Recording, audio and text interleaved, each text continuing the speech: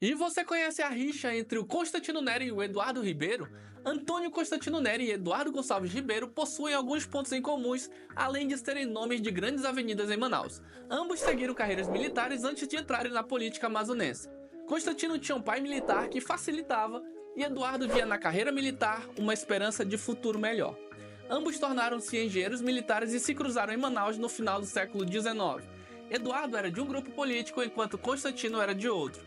E no final de 1890, Eduardo vira governador, só que essa ascensão gera revolta nos inimigos, e após poucos meses, por ordem do presidente Deodoro da Fonseca, ele foi limado do cargo. Daí, quando o Deodoro saiu e o Floriano Peixoto entrou, ele colocou o Eduardo de volta no cargo. Isso em 1892, o que de novo gerou revolta, afinal eles queriam esse cargo. Foi então que decidiram tirá-lo à força.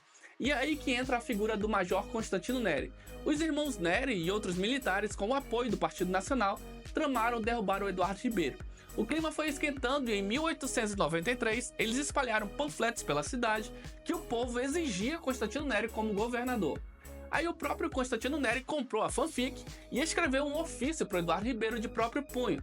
Eduardo não cedeu à pressão e rolou tiro, porrada e bomba no centro de Manaus, literalmente.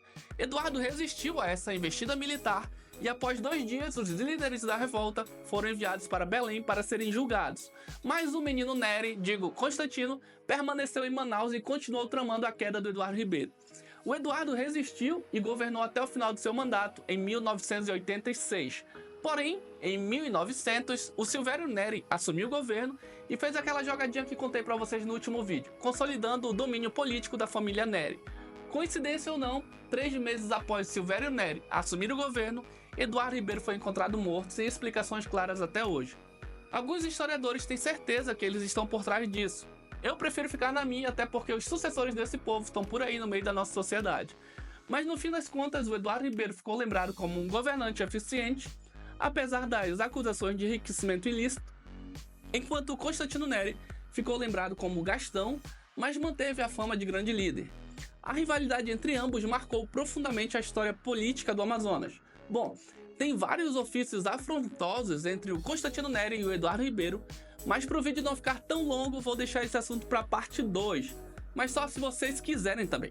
Agora me conta aí, você sabia dessa treta entre o Constantino Neri e o Eduardo Ribeiro? Responda nos comentários e nos siga para mais curiosidades amazônicas.